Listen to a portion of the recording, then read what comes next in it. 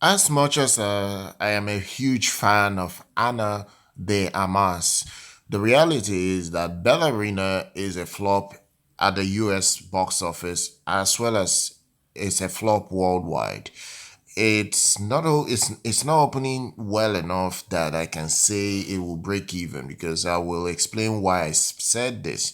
Now, this film has a budget of $90 million. Let's start with that, and it only opened to $25 million this past weekend. It's another female-led film from a male franchise that has flopped again in Hollywood, and I don't know why they can't learn. They keep on doing the same thing over and over and over again, hoping for a different result, but it's not working. As much as, like I said before, I'm a huge fan of Ana de Armas. I love her as an actress. She's an amazing actress. I have no issue with her being Ballerina, the new character in this film. I don't have an issue with that. But the problem I have now is Hollywood. They keep trying these same tropes, girl boss movies that are not working. I'm not saying Ballerina is a girl boss film, but this is the pattern they've gone in. For instance, Furiosa opened to $26.3 million and lost money, even though Anya Taylor Joy, as much as I love Anya Taylor Joy, that film really wasn't a film that should have been made, to be honest. But at the end of the day, that film lost a lot of money at the box office as well. And I feel Ballerina will end up losing money because this film cost $90 million. So if we look at that budget, the film definitely needs an estimated $250 million to break even. Now, if we're going with that number with this opening weekend of $25 million, and it also only made 26 million dollars internationally, so it only made $51 million in its first weekend. This film is already tracking to finish its total run under $150 million, meaning that Lionsgate will lose money on this project. And honestly, as much as they had my man Keanu Reeves, even though Keanu Reeves is in this project, it's not helping it in many ways because I think people could see through this whole charade of female-led action films, and they just abandoned going to the cinema to see this film.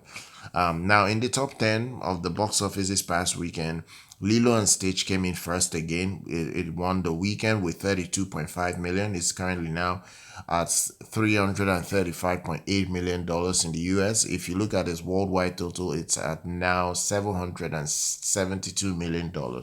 It is going to get close to a billion and even cross a billion the way I'm seeing it right now. Ballerina, like I said, came in second with $25 million. Mission Impossible made $15 million. Mission Impossible is a flop. Tom Cruise should quit right now. In fact, quit this franchise. Stop making movies. They spent $400 million on this project. It's going to lose Paramount lots of money. I don't even know why they keep making Mission Impossible films. They are all garbage as far as I'm concerned. I just don't like the Mission Impossible franchise. They're all trash. And Tom Cruise is way too old to be making these films. The film made 15 at and the film now is at 149.2 million. I think total worldwide now it has crossed $450 million. It's still going to struggle to get to $650 million when it's all said and done. It's going to lose hundreds of millions of dollars for the studio. So I don't even know why they keep trying at this point. Karate Kid made 8.7 million for a total of 35.4 million. Final Destination made 6.5 million for a total of 123.6 million. Bring Her Back made 3.5 million for a total of 14.1 million. Sinners is still there in the top 10 with 2.9 million for a total of 272.6 million. And then finally, Thunderbolts is still there in the top 10 with 2.5 million for a total of 186.5 million. So, what I'm getting at with this whole box office report is that, when they keep making these girl boss kind of action led films, they think they can make money, but at the end of the day, they don't end up making the money they have estimated on making, and they keep on losing fans doing the same thing over and over again. It's not a good idea if they keep on trying the same thing and hoping for a different result.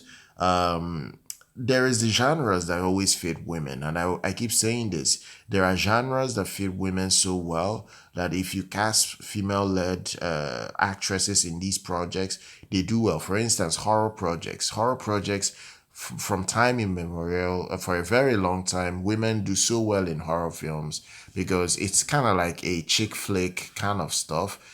Men like to watch women kind of like panic and all that in horror flicks. That's why they do so well at the box office. Comedy, romance, but when it comes to action, men want to watch a man beating up his fellow man, not watching a woman beat up a man when in reality this kind of stuff cannot happen. So I think this is the reason why these projects keep on failing and failing and failing, and they keep trying and hoping for a different result. They are still going to try that same nonsense with Sue Storm, with Vanessa Kirby next month as Sue Storm in Fantastic Four. She will be the leader, she will be the girl boss, and they want to expect a different result, and it's going to be the same outcome. That film will be a major disaster. Now they'll blame fans, call us misogynist, call us that we hate, we are sexist, we hate women and all that. They will call us names as always. But at the end of the day, they keep trying the same nonsense and hoping for a different result. This is really bad. Even Luis Fernando said that a $90 million production budget for this film is a problem now, because with this kind of opening weekend, it is not good. The film would definitely need more money to break even. Even has confirmed that the budget ballooned because Lionsgate wanted to get it right. He said it in his comments, and I'm just watching it here. He is obviously confirming that there is even an issue at this moment in time, and this is why this project is what it is at this moment in time. But guys, I hope you guys have enjoyed this box office rundown. I'm sorry for the rant. I just don't like seeing things like this. I keep saying that the audience will not pay money to see a 90 or 100 pound old girl beat up men that are way over 200 pounds in size and weight and all that. So these are things that Hollywood should stop doing and expecting a different result and all that. I hope you guys have enjoyed this report. Go ahead, smash that like button, subscribe to the channel, follow us here. I'll see you guys very much next time.